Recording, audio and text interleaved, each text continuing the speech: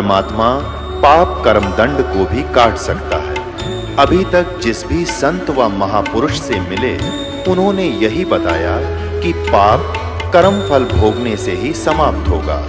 वो प्रभु कौन है जो पाप कर्म को काट देता है, वो काल के बंधन से छुड़वा देता है, उसका क्या नाम है, पूजा की विधि क्या है? कृपया अवश्य सुनिए जगत गुरु तत्वदर्शी संत रामपाल जी महाराज के अमृत वचन। और सभी भक्तों से मैं पुनः प्रार्थना करता हूं कि शांति से रहा करते हैं। संत कभी बैलेंस नहीं खोते, अपना संतुलन नहीं खोया करते। प्यार से रहो, भक्ति करो, और जो जैसा करेगा उसको अपने आप प्रतिफल मिल जाएगा। परमात्मा कहते हैं, मन तू पावेगा अपना किया रे, भोगेगा अपना किया रे। मन तू पावेगा अपना किया रे, भोगेगा अपना किया रे। भाई मीरा बाई को मारन लगे जहर का प्याला प्यारे, मीरा बाई को मारन लगे जहर का प्याला प्यारे। पीवत ही अमृत हो गया सर्द ही और मन तू पावेगा अपना किया रे, भोगेगा अपना किया रे। प्रहलाद भगत की पैज निवारी, धर नरसिंह अवतारे। नरसिंह रूप धरे नारायण, वो खंभ पाड़ के आए, मन तू पावेगा अपना किया रे, भोगेगा अपना किया रे। और पुण्यात्माओं,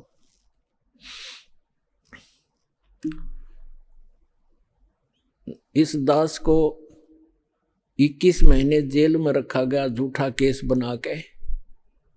कोई बात नहीं, परमार्थ के लिए कितने ही दिन तक जेल क्या चाहे कुछ भी संघर्ष करना पड़े, एक बार ये मिशन दास का आप बच्चों का सफल हो गया, पूरा विश्व सुखी होगा, पूरा विश्व सुखी हो जाएगा। सारी बुराई छूट जाएंगी, बीड़ी शराब मांस तमाकू परमात्मा के बच्चे तुरंत त्याग देते हैं, ये वैसे नहीं छूटते। कबीर भगवान की शक्ति से अंदर नफरत पैदा हो जाएगी, चोरी के, जारी की, मिलावट की, रिश्वतखोरी की, ये सब बुराई छूटेंगी। और परमात्मा का आदेश है कि पूरे विश्व में एक बार सतयुग जैसा माहौल होगा, जब हमने ये पता लग जाएगा कि जिस उद्देश्य के लिए मनुष्य जीवन प्राप्त है और वो सफल कैसे होगा, वो आपके पास सभी प्रमाणित ग्रंथों से वो साधना आपके पास उपलब्ध हुई। परमात्मा का कथन उनके द्वारा बोला गया वो वचन परमेश्वर की अमर वाणी में विद्यमान है कि जब 5500 वर्ष कलयुग बीत जाएगा, तब एक संत, एक महापुरुष पूरे विश्व का कल्याण करने के लिए कबीर भगवान कह रहे थे मेरे द्वारा भेजा जाएगा। अब वो कह रहे थे कि मैं स्वयं ही आऊंगा उसमें। गरीबदास वाले पंथ में आगे चल के आपको बहुत बार दिखाया है। आज हम प्रोग्राम कुछ अन्य दिखाने जा रहे हैं जो पहले टेलीकास्ट हो चुका है, इसलिए थोड़ा सा शॉर्ट में बताऊंगा। तो परमात्मा ना आए तो दास को भेज दिया, तो उसमें परमात्मा ने कहा है कि जब 5500 वर्ष कलयुग बीत जाएगा, एक महापुरुष आएगा और पूरे विश्व को सतनाम सतज्ञान और कंप्लीट स्पिरिचुअल नॉलेज बताकर और पूर्ण भक्ति विधि देकर सबका कल्याण करेगा। और सभी भक्त, सभी जनता शांति से रहा करेगी, भगवान से डरा करेंगे। और जब भक्ति सत करोगे, परमात्मा के घर में कोई कमी नहीं, आपके घर भर देगा। ये सत्कर मान लियो, आपके घर भर देगा दंतें, और थोड़े काम में घड़ी बरकत होया करेगी। आपको इतनी बरकत दे देगा जैसे आप भक्तों के इंटरव्यू के अंदर अब आप बीती सुनते हो। एक भक्त ने बताया था, दास ने भी सुना, कि पहले एक महीने में 5-5 हजार रुपये की दवाई आ जाती थी, और जब से नाम लिया है 100 रुपये की दवाई तक थोड़ी बहुत आवश्यक आ जाओ ना, औषधि नहीं लाए, और 4500 रुपये का सामान महीने में खर्च होया करता था, और 4500 रुपये का सारा सामान घर का ला कर रखा था, और 4 महीने तक वो खत्म नहीं हुआ। जिससे मैं सामान लाता था, वो भक्त बता रहा था, उस दुकानदार ने कहा कि क्या कहीं और से सामान लेना शुरू कर दिया आपने? तब उसने बताया कि अभी पता नहीं, जिस दिन से हम सतलोक आश्रम बरवाला के अंदर दीक्षा प्राप्त करके आए हैं, हमारा तो कुछ खर्चा ना होता, न्यों का न्यों दरिया है, और 4-5 महीने हो गए। तो पुण्यात्मा, एक तो बीड़ी, तम्बाकू, शराब ये छूट गई, और भगवान की कृपा होगी, बुराई जो बीमारी रोग था वो खत्म हो गया, वो सारी बचत होगी। और फिर परमात्मा का आशीर्वाद आप देखते हो। दास के साथ तो बहुत बार बना था। ऐसे समय में ये देखा करता था कि कल पैसे की आवश्यकता है और पैसा है ही नहीं, थोड़े से रखे थे 500 रुपये। तो ऐसा दया करी दाता ने बहुत बार कि जहाँ 500 रुपये की आशा थी, 500 रुपये रखे होंगे, वहाँ पर 5-5 हजार रुपये दास को मिले रखे हुए। और मैंने सिर पकड़ पकड़ कर देख लिया, ये आए कहाँ से, इतना पैसा रखा ही नहीं मैंने कभी अलमारी के अंदर। और ऐसे बहुत घने भक्तों के साथ बीती है, बहुतों ने बताया। तो परमात्मा क्या नहीं कर सकता? जब ये पृथ्वी बना सकता, ये नोट नहीं बना सकता कागज के? 1 सेकंड लगे इसने, सारे ब्रह्मांड रच दिए जिसने। और वही परमात्मा झोंपड़ी में बैठा करते थे, कपड़ा बुना करते थे, सारी सृष्टि के सृजनहार, सबके पालनहार। और ऐसे दुष्ट लोगों ने उनका भी बहुत बुरा विरोध किया था, कबीर भगवान का ऐसे जुल्म ढाए थे, जैसे आज दास के साथ ये कुछ दुष्ट लोग कर रहे हैं। कोई बात नहीं, भगवान सब सफलता देगा अपने को। हम परमार्थ के लिए लगे, हम किसी का बुरा नहीं सोचते ना करते। तो उस समय परमात्मा के नाम से चिट्ठी लिख दी गई थी, कबीर साहब के नाम से झूठी चिट्ठी लिख दी, झूठे पाखंडी आचार्यों, शंकराचार्यों और गुरुओं ने। उस समय के जितने मंडलेश्वर काजी मुल्ला थे कि कबीर भंडारा करेगा, सबको झूठी चिट्ठी लिख दी, सब जगह, सब संतों के, पंथों के सब जगह भेज दी। 18 लाख व्यक्ति आ गए निश्चित तिथि को। 18 लाख व्यक्ति, ये साधु संत और निमंत्रित, सबके पास चिट्ठियां चली गई। और साथ में ये लिखा था कि कबीर पुत्र नीरू जुलाहा काशी वाला सबको आमंत्रित करता है। 3 दिन का भंडारा होगा, सारे भोजन, लाडू, जलेबी, कचौड़ी, पकौड़ी, सब खीर खांड बनाए जाएंगे, हलवा। और प्रत्येक साधु संत को प्रत्येक भोजन के बाद एक दोहर माने कंबल होता था, बहुत सुंदर कंबल टाइप एक होती थी खद्दर की, वो दोहर होती बोलते थे, डबल। और एक असरफी देगा सोने की, यानी 10 ग्राम सोना। इस लालच में सारे डेरे वाले अपने चेलों को और सबको बुला ले। 18 लाख व्यक्ति सामने खड़े हो गए। जब रविदास जी को पता चला, ये दोनों महात्मा, परमात्मा और रविदास जी अधिकतर इकट्ठे ही रहा करते थे, तब रविदास जी ने कहा कि भगवान, आज तो इन्होंने कति जुल्म कर दिया, आपके नाम से चिट्ठी डाल दी, 18 लाख व्यक्ति चिट्ठी लिए खड़े हैं। कबीर भंडारा करेगा, दौर और मोहर असरफी देगा, 3 दिन का लिख रखा मालिक। कबीर साहब बोले, आजा बैठ जा रविदास, जिसकी आड़ लेकर बैठे हैं वो आप संभालेगा। गरीबदास वो राक्षसी जिन्यू साजा साज। गरीब रविदास जी को अपनी कुटिया में उठा लिया, अंदर से कुंडी लगा ली, बैठ गए। उधर से परमात्मा दूसरा रूप बनाकर पहुंचे अपने सतलोक में, जहां से वो आते हैं, जहां से हम सभी आए हुए हैं, वहां किसी चीज की कमी नहीं। वहां से जाकर 9 लाख बैलों के ऊपर, पहले यही ट्रांसपोर्ट का साधन था, बैलों के ऊपर जैसे गधों पर बोरे रखते हैं, ऐसे वो बोरे रखकर उनमें बने बनाए जलेबी, लाडू, कचौड़ी, पकौड़ी, ऊपर से सतलोक से हलवा, खीर, खांड और लाकर आप दूसरा रूप बना लिया केशव नाम के बंजारे का। बंजारा एक बिजनेसमैन को पहले बंजारा कहा करते थे, जो बिनज करते थे, एक स्थान से दूसरे स्थान पर कहीं से खांड ले आते तो दूसरी मंडी में जहाँ खांड बूरा नहीं होती वहाँ बूरा भेज देते, वहाँ से बाजरा ज्वार लेकर दूसरी मंडी में ले जाते, जैसे ट्रांसपोर्ट करते हैं। उसमें ये बैलों से ही साधन था, जंगलों से गुजरना होता था। तो 9 लाख बैलों के ऊपर सामान रख के आए और उन तंबू लगा दिए पूरे चौपड़ के बाजार में, काशी बनारस में। और उन्होंने पूछा, कोई पूछ रहा था कि आप कौन हैं, आपका क्या नाम है? उन्होंने कहा कि मैं केशव नाम है मेरा और मैं कबीर जी का पगड़ी बदलिया मित्र हूँ, दोस्त हूँ, वो मेरा धर्म भाई है।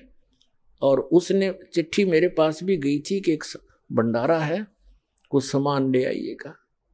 तो ज़्यादा ना बढ़ाकर पुण्यात्माओं, सिकंदर लोदी दिल्ली के बादशाह थे, उनको भी चिट्ठी लिख दी, क्योंकि शेख तकी जो था वो सिकंदर लोधी का गुरु था और वो भी ईर्ष्या करता था। उन सब ने मिलकर ये एक मसलत बनाई थी, एक सलाह बनाई थी, मीटिंग करके ये परमात्मा को के नाम से चिट्ठी लिखी थी, कबीर जी के नाम से।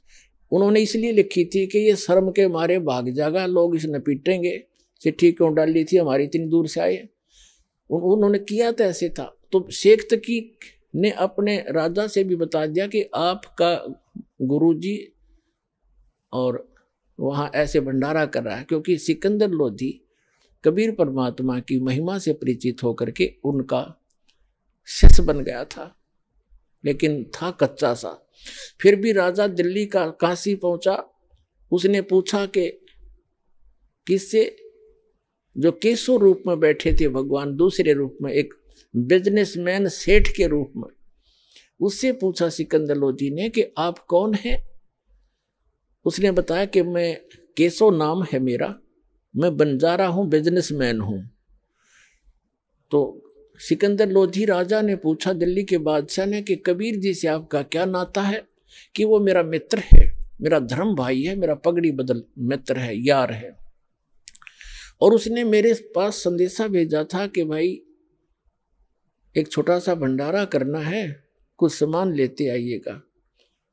अब शेख तकी तो साथ यूं गया था कि कबीर भाग गया होगा, झोपड़ी छोड़ गए, और सिकंदर उससे हट जाएगा दूर और तेरी महिमा फिर से बन जाएगी।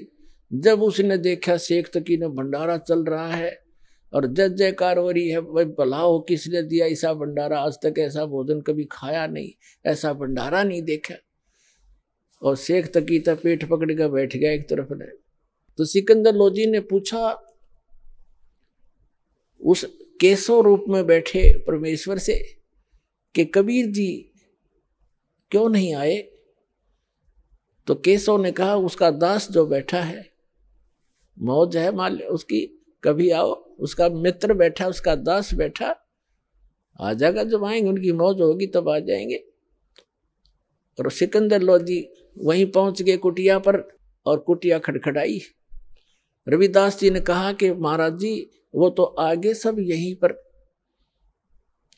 परमात्मा बोले बोला मत, आप चले जाएंगे और मैं तो भाई रात को चला जाऊंगा यहाँ से कुटिया छोड़ के। तो रोज दुखी करने लग गए। सिकंदर लोधी ने आवाज लगाई कि हे परवरदिगार, एक बार कुटिया का दरवाजा खोलो। कौन हो आप? अंदर से पूछा परमात्मा। आपका दास सिकंदर आया है दिल्ली से, आपके दर्शन करना चाहता है। कबीर साहब ने कहा राजन, मैं हो गया दुखी, मैं गरीब आदमी, अपने गुजारा करता हूँ, कपड़ा बुनकर अपने परिवार का पोषण करता हूँ। परमात्मा का अपना कोई परिवार नहीं था। एक लड़का मृत जीवित किया था शेख तकी की फड़क निकालने के लिए, और एक शेख तकी की लड़की कब्र में दबा रखी थी, मृत्यु के उपरांत हुआ जीवित की थी उस अल्लाह अकबर ने, कबीर साहब ने। वो दोनों बच्चे परमात्मा के साथ रहा करते थे। जीवित करके वो गए नहीं फिर कहीं पर भी। उन्हें मालिक के मुंह बोले बेटा बेटी, और 2 मुंह बोले माता पिता थे, नीरू और नीमा। उनसे जन्म नहीं था, वो मालिक तो सहसरी राय थे। तो परमात्मा ने कहा कि मैं तो अपने कुंबे का, अपने परिवार का पोषण करता हूँ, कपड़ा बुनकर, और मेरे साथ महाराज गुरु महाराज जी बहुत बुंडी कर दी, मेरे नाम से झूठी चिट्ठी डाल रखी है। मैं तो आज रात काशी में रहूंगा और रात में अपने परिवार को लेकर यहाँ से निकल जाऊंगा, ये मुझे जीने नहीं देंगे, यहाँ पर बहुत तंग कर लिया। तब सिकंदर लोधी कहता है परवरदिगार आप किसी और को तो बहका सकते हो, अपने दास को नहीं। एक बार दरवाजा खोलो मेरे दाता, आपने जय जयकार कर रखी है, भंडारा खोल रखा है। ये दाता आप तो अपने को छुपाए रहते हो, आप में यही एक खासियत है। सिकंदर लोधी ने कहा एक बार दर्शन दे दो मुझको, बहुत दूर से आया हूं। तब वो दरवाजा खुलवा दिया, समेत मुकुट के सिकंदर लोधी चरणों में गिर गया। बोलो सतगुरुदेव। और प्रार्थना की कि हे परवरदिगार सभी आपकी दर्शन की इंतजार कर रहे हैं, आपकी जय जयकार हो रही है, आपका मित्र वहां पर भंडारा कर रहा है, आप चलिएगा। परमात्मा बाहर निकले, चौपड़ी से जब बाहर निकले, आकाश से फूलों की वर्षा हुई कबीर भगवान के ऊपर, फूलों की वर्षा आकाश से, सतलोक से।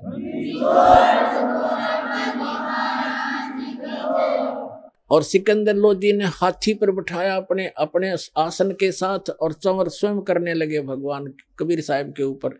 रविदास जी को भी साथ ले लिया, भंडारे में आ गए। जहां देखा उड़े सब जय जयकार करें, ये भाई ऐसा भंडारा नहीं देखा। और जो भी खाना खा के जाओ उसको दौर और असर भी विदाई की दी जा रही थी। कहने का भाव ये है पुण्यात्माओं, 3 दिन तक भंडारा चला। तीनों दिन परमात्मा ने एक टेंट के अंदर टेंट लगा दिया, खूब खोल दिया टेंट को, ऊपर सीलिंग रख ली, और एक आसन के ऊपर बैठ के सामने केशव रूप, दूसरे में अपना कबीर रूप, डबल रोल कर रहे परमात्मा।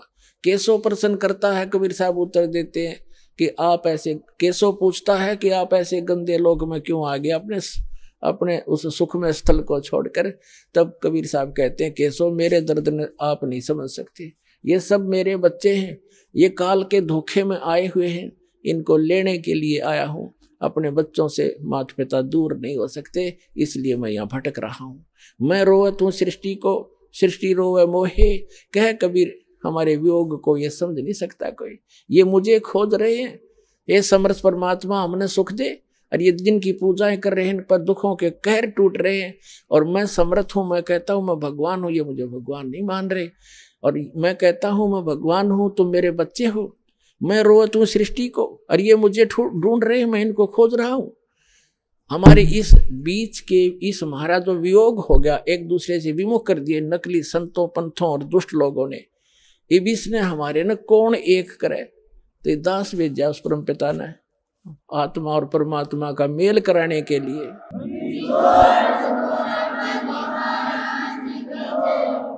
तो जब चलने लगे 9 लाख बैलों पर टेंट का सामान लाद लिया। केशव ने कहा कि भाई चलो, साथ में वहां से सतलोक के भक्त आए हुए थे यहाँ पर सेवा करने के लिए। इस कंगाल लोक में इतना धन, 18 लाख व्यक्ति, राष्ट्रपति नहीं जमा सकता 18 लाख आदमियों ने सुबह उठते ही, चाहे कितना कि में बना रहो, प्रधानमंत्री नहीं खिला सकता इतना मोहन भोजन, और कितना बड़ा सेठ। 18 लाख एक बारात में 200 आदमी आ जा, 10 दिन पहले चिंता हो जाती है, हलवाई लाओ फलाना लाओ, और मर पूरा फिर भी ना पाटे, फिर भी पूरा काम ना चले। तो पुण्यात्माओं भगवान की लीला को दबा रखा था, और उस समर्थ के उस लाल को कूड़े में डाल रखा था। इस दास ने आकर परखा और ये बाप के सामने खोल कर दिखाई दी, वो लालों की बोरी, अब लूट लो इस राम नाम की लूट को।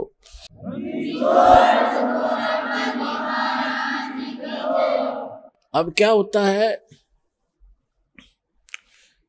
केशव और कबीर परमात्मा, सिकंदर लोधी, शेख तकी और सैनिक खड़े।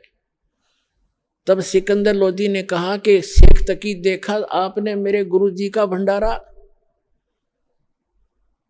तब क्या हुआ, शेख तकी क्या कहता है, ऐसे ऐसे भंडारे हम सब कर दें। इसने तो ऐसा महोत्सा सा किया है। पुण्यात्मा, महोत्सा कहते हैं जैसे कोई कंपलसरी हो ना, जैसे कोई बता दे कि तूने इतने जमाने पड़ेंगे, इतने पंडित जमाने हैं, या इतना देना पड़ेगा दान धर्म, कोई मजबूरी हो तो वो घटिया मार जाया करे, फॉर्मलिटी करता है, उसको महोत्सा कहते हैं। और जग जोनार खुशी में किया करते हैं, जैसे किसी के गढ़े दिनों में कोई पुत्र प्राप्ति होती थी तो उसकी न्यारी खुशी होती थी, खूब भोजन थे, भंडारे थे, घी से हलवे से खुले हाथ से बरता है, उसको जग जोनार कहते हैं। तो गरीबदास जी कहते हैं कि कोई कहे जग जोनार करी है और कोई कहे महोत्सा, और बड़े बड़ाई करा करें ये गाड़ी का डे ओछा। जो शेख तकी तो अच्छा था, घटिया इंसान, अन्यों के क्या किया है इसने, यानी उसका वो तो उसका पक्का विरोधी था, भगवान का दुष्ट था वो। इतना कुछ देख कर भी नो कहे इसने क्या किया, महोत्सा सा किया है। तो यहाँ गरीबदास जी कहते कोई कहे जग जो नौर किया, वह कमाल कर दिया, ऐसा भंडारा देखा ना सुना। और कोई कहे महोत्सा और बड़े बड़ाई करा करें ये गाड़ी काटे ओछा। तो उसी समय क्या हुआ, सिकंदर लोधी ने कहा केशव जी आपके बंजारे और बैल तो बहुत दूर चले गए होंगे, दरिया से निकलकर गंगा को जो पार करने लगे वो बैल, उससे पार होना था दरिया से, गंगा से, तो गंगा एकदम नीचे उतर गई, घुटना पानी रह गया उन बैलों के। तो सभी हैरान थे देखने वाले, राजा भी और भी, कि एकदम गंगा इतना डाउन फॉल मारेगी और उनके पार निकलते फिर फुल स्विम पे होगी। उन्होंने सोची कोई ना, ऐसा दरिया का ऐसा होता ही रहता है, वह तो बात इतनी ध्यान करी नहीं उन्होंने। तब उन्होंने कहा सिकंदर ने कि केशव आपके बंजारे आपके में वो साथी चले गए होंगे। सभी ने उधर दृष्टि की तो आसपास ना कोई बैल ना बंजारा, नहीं तो 9 लाख बैल यहाँ से लेकर इशार कर दिया तो भी थोड़े स्थान थोड़ा रहे। तो सब हैरान रह गई, कहाँ गए कहाँ गए। इतना कह ही रहे थे, केशव सामने खड़ा था और कबीर परमात्मा के अंदर समा गए, अकेले कबीर भगवान वहां पर रह गए। बोलो सतगुरुदेव।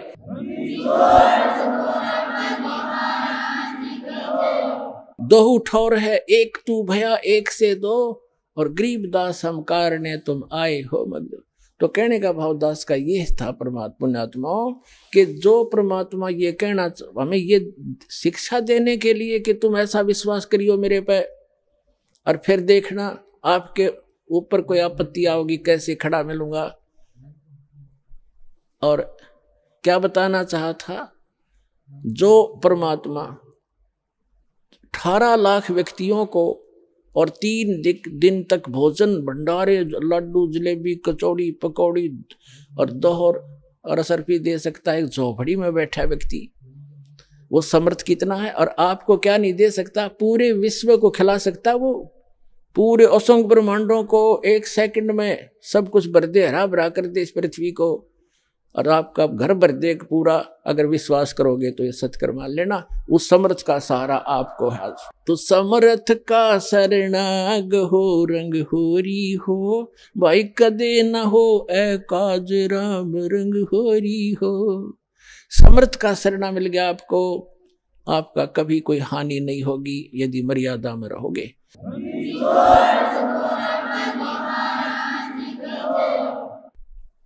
परम पिता परमात्मा पूर्ण ब्रह्म सारी सृष्टि के रचनहार कबीर परमेश्वर जी की असीम रजा से आप सभी पुण्यात्माएं सत्संग श्रवण करने के लिए उपस्थित हुए। धन्य है आपके माता पिता जिनसे जन्म हुआ, और धन्य है आपका जन्म जो ऐसे समय में आपको मानव शरीर मिला। मानव शरीर प्राप्त करके प्राणी क्या करता है, उसे करना क्या चाहिए, मनुष्य जीवन का मूल उद्देश्य क्या है, इसका ज्ञान सत्संग से होता है।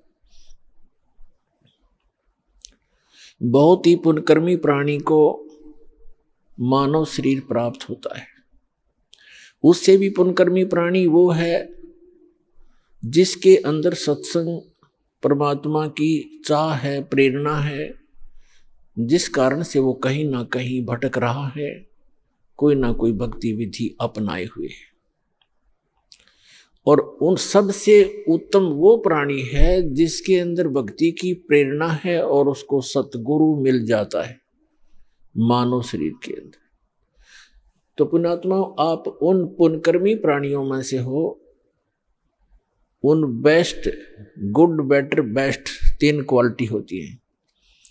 आप उस बेस्ट क्वालिटी की पुण्यात्मा हो जो आपको ऐसे समय में मानव शरीर मिला, इस भक्ति काल में, मोक्ष काल के अंदर, मोक्ष समय है ये, मुक्त होने का ये गोल्डन चांस इसी समय होता है कलयुग के अंदर ही, और वो ये है बीचली पीढ़ी। और अब जिसको ये मानव शरीर प्राप्त है, आप बहुत ही पुण्यकर्मी प्राणी हो, आप युगों युगों से परमात्मा के चरणों में रहे हो, लेकिन आप गलती कर गए, यहां से निकल नहीं पाए। आपके पास इस भक्ति समय में की हुई भक्ति साधना की जो पूंजी थी, जो आपकी भक्ति धन था आपका, वो बहुत घना था, जिस कारण से आप न जाने कितने युगों तक फिर सिलप गए। जो पुण्यात्माएं इस मोक्ष काल में पार नहीं हो पाएंगी, उनके पास भक्ति धन तो बहुत हो जाएगा, क्योंकि सत साधना ऐसी है, इसकी भक्ति से, इसकी साधना से भक्ति धन बहुत हो जाता है। और यदि पार नहीं हुआ और फिर वही रह गया, तो फिर उसको लुटेरे लूट लेते हैं। ये काल एक लुटेरा है जिसके लोक में आप रह रहे हो। ये 1 नंबर का ठग है, बंटवारा कहा है संतों ने इसको, जो सुनियोजित तरीके से आपके भक्ति धन का नाश करवाता है।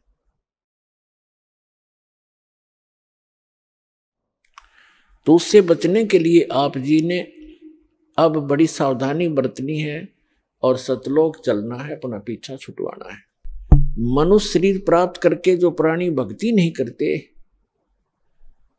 तो वो अपना जीवन नाश कर जाते हैं। और जो भक्ति करते भी हैं, अंतिम श्वास तक सावधान नहीं रहते, तो वो भी बने बनाए काम को बिगाड़ लेते हैं। भक्त को अंतिम श्वास तक साधना करनी पड़ेगी, मर्यादा में रहना पड़ेगा। जैसे खेल के खिलाड़ी होते हैं, वो जहां से स्टार्ट करते हैं, यानी कोई डिस्ट्रिक्ट स्टेट से, स्तर से, जिला स्तर से खेलना शुरू करते हैं, वहां भी नियम वैसे ही है, और वहां सफल होते हैं। फिर वो राज्य स्तर पर खेलते हैं, वहां भी वही नियम है, और अंतिम गेम तक उन्होंने वैसे ही मर्यादा में रहकर ही सावधानी से खेलना पड़ता है, तभी वो सफल होते हैं। इसी प्रकार प्रत्येक सदग्रंथ में कहा है कि परमात्मा की भक्ति अंतिम श्वास तक करनी होती है। परमात्मा कहते हैं,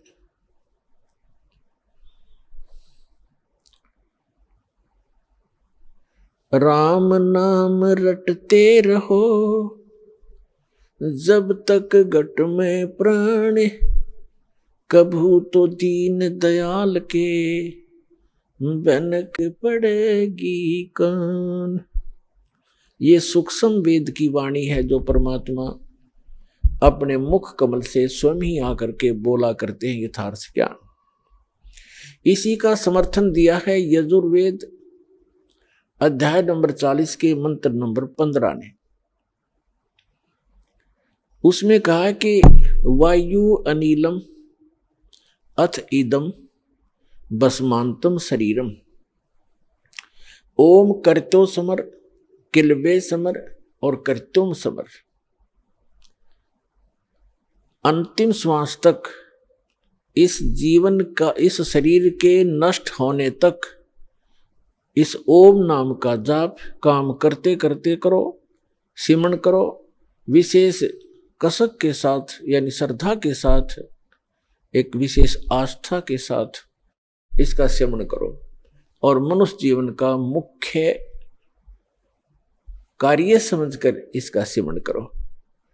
तब आप शरीर छोड़कर जाओगे तब तक इसका सिमरण करते रहोगे। इस ओम नाम से जितना भी अमरत्व आपको प्राप्त होगा वो इस मंत्र से हो जाएगा।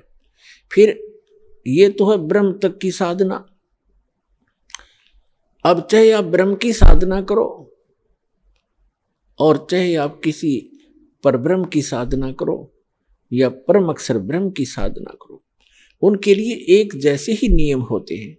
श्रीमद् भगवत गीता में लिखा है 8वें अध्याय के 13वें श्लोक में गीता ज्ञानदाता कहता है कि मेरा सुमरण जो है, मेरी भक्ति, ओम इति एकाक्षरम ब्रह्म व्यवहारण माम अनुसमरण यह प्रयाति तजन देहम सयाति परमाम गतिम। मुझ ब्रह्म का केवल एक अक्षर ओम मंत्र है और कोई नहीं, नथिंग एल्स। इति, बस यही फाइनल है। और जो इस ये प्रयाति तजन देहम, शरीर छोड़ते तक इसका सिमरण करता हुआ, उच्चारण करके सिमरण करता हुआ जो शरीर छोड़कर जाता है, सयाति परमाम गतिम, वह ओम से मिलने वाली परम गति प्राप्त करता है। ओम किसका मंत्र है? ब्रह्म का। और ओम से कौन सा स्थान प्राप्त होता है? ब्रह्मलोक। देवी भागवत के अंदर 7वें स्कंद में गीता प्रेस गोरखपुर से प्रकाशित सचित्र मोटा टाइप केवल हिंदी के पृष्ठ नंबर 562 और 563 पर स्पष्ट किया है। देवी हिमालय जी को कह रही हैं कि सभी पूजाएं त्याग दे, अन्य किसी देव में आस्था मत कर राजन, केवल एक ब्रह्म की साधना कर, ओम उसका नाम जाप है, ओम का सिमरण कर और ब्रह्म पाने का उद्देश्य कर, इससे तेरा कल्याण हो जाएगा, तू ब्रह्म लोक में चला जाए, उसको प्राप्त हो जाएगा ब्रह्म को। और वो ब्रह्म, वह ब्रह्म ब्रह्मलोक रूपी दिव्य आकाश में रहता है, यानी वो ब्रह्मलोक में रहता है। यजुर्वेद अध्याय नंबर 40 के मंत्र 17 में 2 पुरुष बताए। एक तो ये वेद ज्ञान दाता ब्रह्म है, ये कहता मैं ब्रह्म हूं, सो अहम खम ब्रह्म, अहम ओम खम ब्रह्म, मैं ओम, मेरा ओम नाम है, मैं ब्रह्म हूं। और खम माने ब्रह्मलोक रूपी दिव्य आकाश में, वहां मैं रहता हूं। और जो पूर्ण परमात्मा है वो गुप्त है, वो प्रोक्ष है, वो ऊपर के तेजों में लोकों में रहता है। यजुर्वेद अध्याय नंबर 40 के मंत्र नंबर 10 से 13 तक स्पष्ट कर दिया है कि परमात्मा की यथार्थ जानकारी, परमात्मा कैसा है, वो जन्म लेता है नहीं लेता है, साकार है या निराकार है, उसके विषय में तत्वदर्शी संत बताते हैं। धीराणाम, उनसे सुनो, तत्वदर्शी संत वो बताएंगे वास्तविक ज्ञान, उनसे सुनो। और विद्वान और अविद्वान की पहचान भी वो संत बताएंगे। फिर श्री मद् भगवत गीता अध्याय नंबर 4 के श्लोक नंबर 32 में वर्णन किया है कि यज्ञों की विशेष विस्तृत जानकारी सच्चिदानंद घन ब्रह्म के मुख से बोली हुई अमर वाणी कबीर वाणी के अंदर विस्तार के साथ कहा गया है। वो तत्व ज्ञान है, उसको समझने के बाद प्राणी फिर पूर्ण रूप से सब कर्मों से मुक्त हो जाता है। चौथे अध्याय के 34वें श्लोक में गीता जी में कहा है, उस तत्व ज्ञान को तत्वदर्शी संतों के पास जाकर समझ। वो तत्वदर्शी संत तुझे उस तत्व ज्ञान का उपदेश करेंगे। इसे से दे के गीता ज्ञान दाता तो उस परम अक्षर ब्रह्म की, उस सच्चिदानंद घन ब्रह्म की जानकारी भी नहीं रखता, उसके पाने की विधि उसके पास नहीं है। उसके लिए परमेश्वर स्वयं आते हैं, अपना अमृत ज्ञान आपके लिए यहाँ भरकर चले जाते हैं अपनी अमृत वाणी में, फिर अपने गवाह बनाते हैं प्रत्येक युग में। अब कलयुग में जो उन्होंने अपने साक्षी बनाए हैं, आदरणीय धर्मदास साहिब जी बांधवगढ़ वाले, उनको परमात्मा मथुरा में मिले, जहां पर वो अपने हिंदू धर्म के गुरुओं द्वारा बताई हुई साधनाओं के आधार से तीर्थ यात्रा पर निकला हुआ था। उनको ज्ञान दिया, सच्चाई से परिचित कराया। उसके बाद वो प्यारी आत्मा परमात्मा के चरणों में पड़ के बुरी तरह रोई। फिर उसको परमात्मा सतलोक लेकर गए, जहां से हम आए थे, और जो वो सुखमय स्थान है जहां कभी जरा और मरण नहीं होता, जहां वृद्ध अवस्था नहीं है, जहां मृत्यु कभी नहीं होती। फिर उनको तीसरे दिन वापस छोड़ा तो वो परमात्मा कबीर साहिब के गवाह बने कि परमात्मा कबीर आप ही परमात्मा हो। क्या बताया है कि आज मोए दर्शन दियो जी कबीर, आज मोए दर्शन दियो जी कबीर, अमर लोक से चलकर आए काटन इस काल की जंजीर। अमर लोक से चलकर आए आप सीधे सहसरी जाते हैं। तो पुण्यात्मा उसके पश्चात उन्होंने अपने गवाह बनाए आदरणीय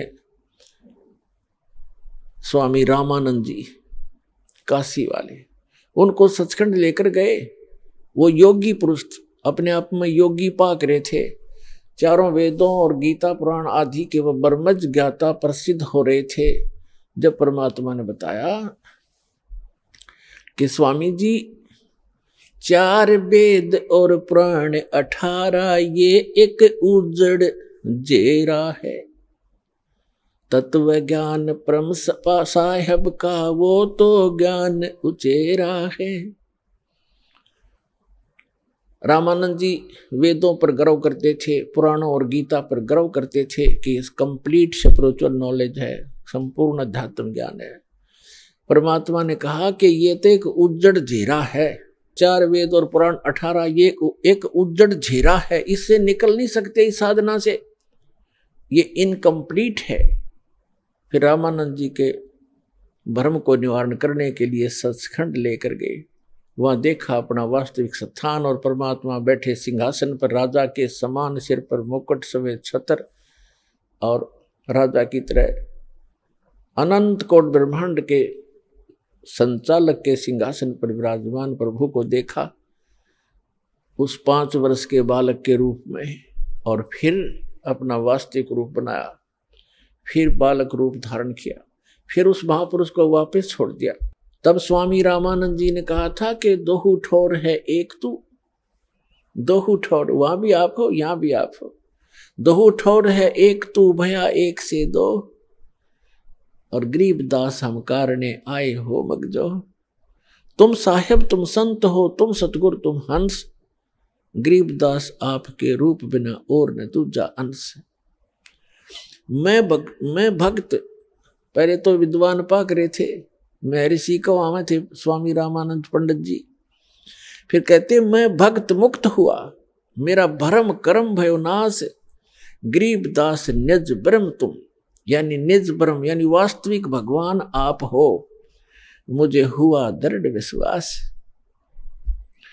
तुम स्वामी मैं बाल बुद्धि, बरम करम भयो नासु, गरीबदास निज ब्रह्म तुम हो गया दृढ़ विश्वास। तो पुण्यात्मा ये दूसरे गवाह उस कबीर भगवान के। तीसरे आदरणीय मुल्कदास साहिब जी, आदरणीय मुल्कदास साहिब जी को परमात्मा मिले, कहते 100 छल छिद्र मैं करूं अपने जन के काज, और हिरण्यकशिपु जो मार जो मैं नरसिंह धर लूं साज। एक समय परमेश्वर कबीर जी इस धरातल पर आए हुए थे। जैसे ये क्या करते हैं, परमात्मा कई प्रकार से लीला करते हैं। ये तीन सतिथि में रह करके अपने सभी ब्रह्मांडों को चलाते हैं, सब जीवों की संभाल करते हैं। एक सतिथि में ये सतलोक में रहते हैं अपने ओरिजिन, अपने ही अन्य रूप में, और दूसरी सतिथि में वो क्या करते हैं, प्रत्येक युग में एक बालक रूप धारण करके और किसी सरोवर में कमल के फूल के ऊपर आकर विराजमान होते हैं, जिस कारण से वो नारायण कहलाते हैं। नार माने जल, आयन माने उस पर आकर निवास करने वाला, इसलिए सत्यनारायण कहलाते हैं। सत्यनारायण माने अविनाशी परमात्मा। धीरे धीरे बड़े होते हैं, उनको निसंतान दंपत्ति उठा ले जाते हैं, वहां लीला में तरीके से बालक की तरह बिल्कुल एक जनसाधारण की भूमिका करते हैं। कोई भ्रम में कहता है कि ये कोई कहीं मिला होगा, कोई डाल गया होगा, जैसे भी अटकलबाजी चलती रहती है, चलती रहो, सच्चाई कुछ अन्य ही होती है। जिस कारण से वो परमात्मा धीरे धीरे बड़े होते हैं, छोटी ही उम्र में, छोटी आयु में ही बड़े बड़े विद्वानों के छक्के छुड़ा देते हैं आध्यात्म मार्ग में, और विनम्र रहते हैं, एक पूरी मर्यादा निभाते हैं जो एक भक्त संत को मर्यादा में रह के भक्ति करनी चाहिए। तो वो परमात्मा तीसरी सतिथि में वो क्या करते हैं, जब चाहे कहीं भी प्रकट हो जाते हैं और अपनी अच्छी आत्माओं को मिलते हैं, एक जिंदा महात्मा के रूप में, एक साधु संत के रूप में आते हैं। तो कलयुग में जिन भी महापुरुषों को वो तीसरी सतिथि में मिले हैं, उनमें से आदरणीय द्रवदास साहिब जी, आदरणीय मलुकदास साहिब जी, आदरणीय नानक साहिब जी, आदरणीय दादू साहिब जी, आदरणीय गरीबदास साहिब जी, गांव छुड़ानी, जिला झज्जर वाले, आदरणीय घीसा दास जी, गांव खेखड़ा, जिला मेरठ, उत्तर प्रदेश वाले। तो इन महापुरुषों को वो परमात्मा जिंदा महात्मा के रूप में मिले हैं, और ये तीसरी प्रकार की सतिथि है। इन सभी महापुरुषों को परमात्मा सचखंड लेकर गए, फिर उनको वापस छोड़ा। तो इन्होंने अब मुलुकदास जी को कैसे मिले, तो वो परमात्मा जो तीसरी प्रकार की सतिथि में कभी भी आकर कहीं कुछ समय रह जाते थे। पहले पुराने समय में क्या होता था, हम बहुत बार सुना करते थे कि एक गांव में एक संत आया था और 1 महीना रुका था। उसने अपना कोई नाम गाम नहीं बताया था और बहुत से लोगों को चमत्कार किए थे। वो अचानक फिर गायब हो गए, चले गए थे, पाए नहीं थे। तो ऐसे वो परमात्मा आए हुए थे, और मलुक राम नाम था उनका, चौधरी मलुक राम अरोड़ा। एक अच्छे किसान थे, बड़े खेतीहर थे, वो अरोड़ा जाति में थे और गांव के नंबरदार थे। गांव में उनकी बहुत अच्छी खासी जो महिमा थी। परमात्मा के लिए विशेषकर गरीब व्यक्ति ही ज्यादा प्रयत्न किया करते हैं, और परमात्मा कहते हैं कि ऊंचे कुल में भक्ति ना होवे, नीचा ही कुल दीजे, और ऊंचे कुल में दुर्योधन रावण, और नीचे कुल में गणका, और गणका भिलनी पार उतरगी, गर्व करियो ना धन का। तो गरीब जो होगा या कोई दुख किसी को होगा, वो उसके लिए वरदान होता है, परमात्मा के लिए तड़पते रहते हैं, और उस तरफ में वो कहीं ना कहीं परमात्मा उन पर दया कर ही देते हैं। और जो अमीर या अच्छे अधिकारी होते हैं, वो कोई विशेष आत्मा ही होती हैं जो भगवान से जल्दी जुड़ते हैं।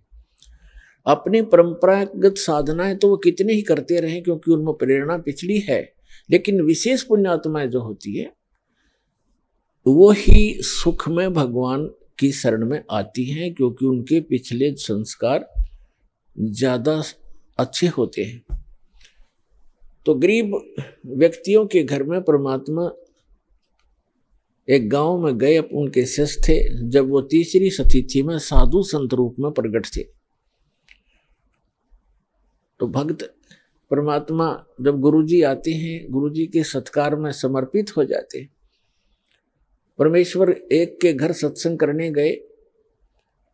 अगले दिन शाम ने दूसरे ने प्रार्थना की, भगवान कल हमारे घर करना। सत्संग भी करते थे, वहाँ उनका भोजन पाते थे। तो सब ने चेष्टा हुई, सबके अंदर प्रेरणा बनी कि हमारे घर भी गुरु जी आए, हम भी सेवा करें अपने गुरुदेव की। ऐसे करते इस प्रकार परमात्मा ने पहले दिन एक के घर सत्संग किया, वहाँ भोजन प्राप्त किया। अगले दिन दूसरे के, दूसरे तीसरे दिन तीसरे के। तो भक्त जब गुरुजी जाते हैं तो अच्छा भोजन बनाते हैं, अच्छा हलवा देसी घी का लगावें, वो डालें, उसके अंदर पानी महक जा पड़ोसियों तक। तो एक और परमात्मा के यथार्थ ज्ञान का विरोध शुरू से ही रहा है। गांव में विरोधी भी होते हैं, क्योंकि परमात्मा तो एक सत साधना बताने की चेष्टा करते हैं। उस समय भ्रमित समाज वो साधनाएं कर रहा होता है जो उनको कोई सुख नहीं दे सकता। और परमात्मा चाहते हैं कि सभी मेरे बच्चे सत्साधना करें और मेरे पास पहुंच जाएं वापस, इनको फिर से वहां सुखी कर दूं। तो हम काल के द्वारा भ्रमित अपने ही भगवान के विरोधी बन जाते हैं। कुछ एक पड़ोसियों ने जाकर के उस नंबरदार मुल्क राम चौधरी अरोड़ा जी से कहा, जी गांव में एक ठग आया हुआ है और गरीब व्यक्तियों को लूट रहा है, रो अच्छे माल खाता है, बढ़िया हलवा बनाते हैं, खीर बनाते हैं और चलते समय पूजा लेकर जाता है। और ये करेगा बिगाड़। वहां रात को सत्संग करते हैं, बहन बेटियां भी जाती हैं, और कोई गड़बड़ होगी गांव में, अब देख लो, संभल जाओ, उसको निकाल दो यहां से। अब पुण्यात्मा होते हैं, उस मुल्क राम जी के मन में ये आया कि भाई साधु संतों के साथ खसना नहीं चाहिए, प्यार से ही देखूंगा मैं वास्तविकता क्या है, फिर मैं कोई बात करूंगा। तो मुल्कदास जी ने फिर सावधानी बरती, जिधर सत्संग से उस साइड से गलियों से निकलकर खेतों में जाने लगा। तो क्या देखा कि तीसरे दिन किसी के घर में छौंक लगा और फिर हलवे का बनाने का समय हो गया। वो निकल कर जा रहा था, उसने आई महक कि भी हलवा तो बना रखा है। अगले दिन वो तीसरे के घर में, चौथे के घर में। तो मुल्कदास ने सोचा भी अब बात तो सचमुच है, तो रोज हलवे खावे है, देखते न्यू कौन है कैसा है। तो परमात्मा बैठे थे, ए ठगवाड़ा ठगी देश, उसको पहचान ले तो फिर हम पारे हो जाएं। हम पहचान ही नहीं पाते उस परम पिता को, हम अपनी अटकलों से उसकी डेफिनेशन बनाए बैठे हैं। अब मुल्कदास ने जाकर देखा, एक सिंपल सा आदमी बैठा है, दाढ़ी मूछ बड़ी हुई है, सफेद से कपड़े पहना है, गले में माला डाली है, जैसे एक साधु संत सा दिख है। मुल्कदास ने कहा कि ए भक्त, आप ये क्या कर रहे हो? आज तीसरा दिन हो गया मुझे देखते, अच्छे हलवे खाते हो, खीर खाते हो, आप अपना काम करके क्यों नहीं खाते हो? अपनी मेहनत करा करो, मजदूरी करनी चाहिए। अब जैसा भी वो नेक आत्मा था, अपने हिसाब से उसने खूब औपचारिकता से बात तो कई सारी उल्टी पर कही औपचारिकता से। तब परमात्मा ने कहा, देखो भक्त, देखो चौधरी साहब, मुझे तो भगवान बगैर किए ही दे रहा है, खूब खीर खाता हूँ, हलवे खाता हूँ, परमात्मा के गुण गाता हूँ। यदि सभी लोग, सभी संसार भगवान की भक्ति करे जैसे मैं कर रहा हूँ, तो सभी को हलवे रोज ही मिल जाए। आप भी प्राप्त कर सकते हो खीर और हलवे। मुल्कदास को ये बात जची नहीं, क्योंकि हम तो उस घिसी पिटी दंत कथा पर आधारित है कि करके खाना चाहिए, करे बिना तो होए को नहीं, करके तो खाना चाहिए, पर भगवान का गुण भी गाना चाहिए। और थोड़े एक सेकंड में बरकत करनी दे दिया भगवान फिर। लेकिन उस समय परमात्मा ने उसका वो चाबी लगानी थी। तो वो कहने लगा कि क्या तेरा भगवान मुझे खिला देगा बैठे को? परमात्मा बोले कि आप विश्वास करोगे तो अवश्य खिला देगा। तो मुल्कदास ने कहा कि आज यदि आपके भगवान ने मुझे खाना खिला दिया शाम तक, मैं खाली पेट आया हूं घर से भी, तो मैं आपका चेला बन जाऊंगा, शिष्य। आइए अब हम उन श्रद्धालुओं के अनुभव जानते हैं जो जगत गुरु तत्वदर्शी संत रामपाल जी महाराज जी से दीक्षा प्राप्त कर चुके हैं तथा उनके द्वारा बताए गए भक्ति मार्ग पर चल रहे हैं। नमस्कार जी। नमस्ते जी। क्या नाम है जी आपका? सिलिया दासी। कहाँ से हैं जी आप? सुंदरगढ़ जिला उड़ीसा से हूँ। संत रामपाल जी महाराज से नाम दीक्षा आपने कब ली?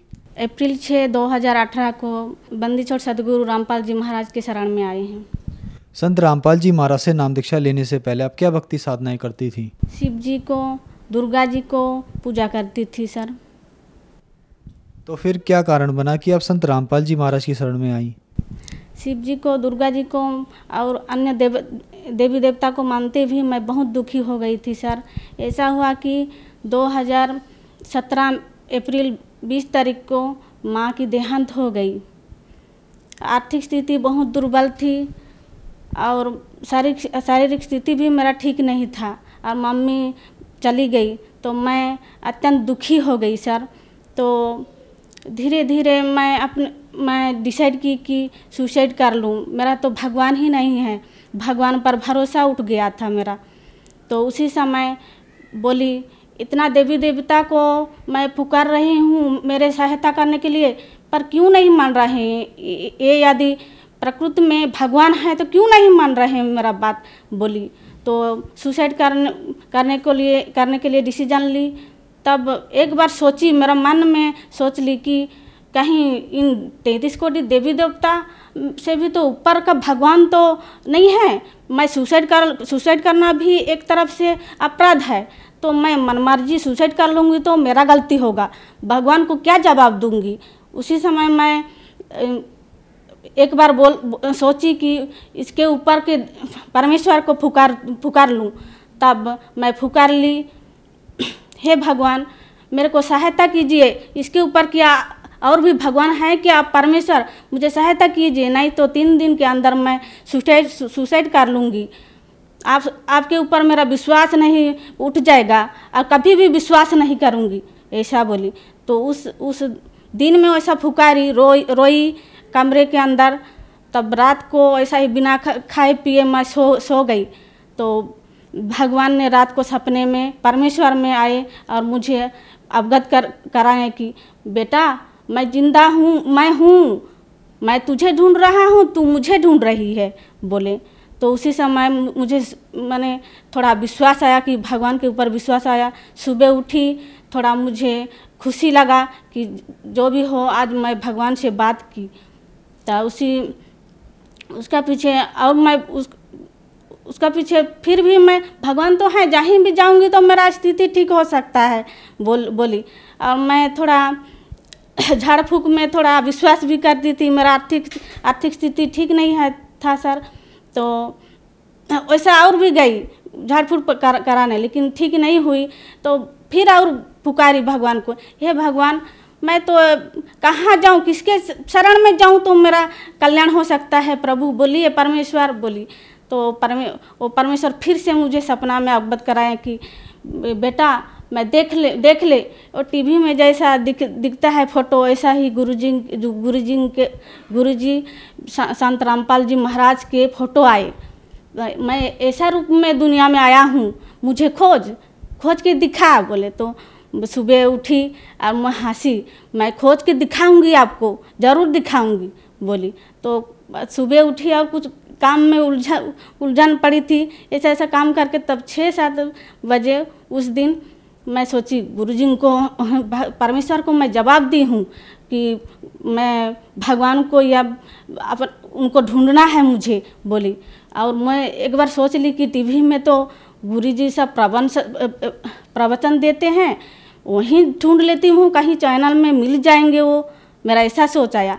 तो रिमोट पकड़ी और टीवी में वो चैनल सब लगाते लगाते साधना चैनल लग गया। तो उसमें देखी कि वही जिन फोटो देखी थी परमेश्वर दिखाए थे, वही फोटो में वो गुरुजी संत रामपाल जी महाराज की फ़ोटो देखकर मैं चकित रह गई। हे भगवान, यही मेरा भगवान है बोल के मैं आश्चर्य हो गई। और मुझे तो जल्द ही जल्द इनके शरण में जाना है, तब मेरा कल्याण हो सकता है, नहीं तो मैं मर जाऊंगी। इतना मैंने मेरा जीवन दुखपूर्ण था, जो अगणित दुख था मेरा जीवन में। तो मैं साथ साथ उनके शरण में जाके कल्याण करना चाहती थी। प्रवचन चलते समय पीले पट्टी में जो नंबर आया था, उस नंबर में संपर्क की उस आश्रम को। तो वो लोग ही पास में नामदान केंद्र था रानी बांध राउरकेला में। राउरकेला से ये भगत जनों को बोले तो वो लोग पहुंचा दिए मेरे घर को। ज्ञान गंगा पुस्तक मंगाई थी, तो उस ज्ञान गंगा पुस्तक में इतना अमूल्य ज्ञान भी पढ़ा वो परमेश्वर का, तो मैं गदगद हो गई। तुरंत उनके शरण में जाने के लिए डिसीजन ली। मैं 6 अप्रैल 2018 को ओडिशा राउरकेला नामदान सेंटर से बंदी छोड़ सतगुरु रामपाल जी महाराज से नामदान ली। संत रामपाल जी महाराज से नाम दीक्षा लेने के बाद क्या आपको लाभ भी मिले? सर, आर्थिक लाभ, मानसिक लाभ, आध्यात्मिक लाभ सब कुछ मिले। सर, मेरा पेट में ट्यूमर था। मैं ओडिशा के राउरकेला में 1-2 डॉक्टरों को दिखाई कि वो सब बोले कि तेरा ऑपरेशन यहाँ हो नहीं सकता है, तुझे ये कटक बड़ा हॉस्पिटल नहीं तो भुवनेश्वर जाना पड़ेगा बोले। मेरा 3rd स्टेज का कैंसर था। यहाँ के पास के डॉक्टरों ने भुवनेश्वर कटक बड़ा मेडिकल को रिफ़र किया था। तो मैं उस समय गुरुजी को अर्जी लगाई, गुरुजी मुझे पास ही मेडिकल में मेरा ऑपरेशन सक्सेसफुल करा दीजिए बोली। तो गुरुजी आदेश दिए कि बेटा ऑपरेशन सक्सेसफुल होगा, डॉक्टरों की सलाह लीजिए बोले। तो मैं फिर डॉक्टरों को दिखाई तो वो बोले कि अल्ट्रासाउंड करके बोले सक्सेसफुल हो सकेगा बोले। और मेरा इसी तरफ से गुरुजी की दया से ऑपरेशन सक्सेसफुल हो गया। पहले मुझे नवरंगपुर दूर डिस्ट्रिक्ट में जॉब मिला था। उसके बाद गुरुजी को दंडवत प्रणाम करते समय अर्जी लगाती थी कि गुरुजी मुझे बहुत दिक्कत हो रही है, पास डिस्ट्रिक्ट में मुझे जॉब होने से अच्छा होता बोल के अर्जी लगाई। तो पास डिस्ट्रिक्ट वही 5 महीना के अंदर अपने ही जिला के अंदर मेरा जॉब हो गया। मैं एक हाई स्कूल गवर्नमेंट टीचर हूँ। संत रामपाल जी महाराज से नाम दीक्षा लेने के बाद आपको बहुत सारे लाभ प्राप्त हुए, तो संत रामपाल जी महाराज से नाम दीक्षा कैसे ली जा सकती है? सर, आने के चैनल चलते हैं टीवी पर, प्रवचन चलने के समय एक पीली पट्टी में नंबर आता है, उसी नंबर से संपर्क करने से गुरुजी से नाम दीक्षा ले सकते हैं। धन्यवाद जी। सत साहेब जी।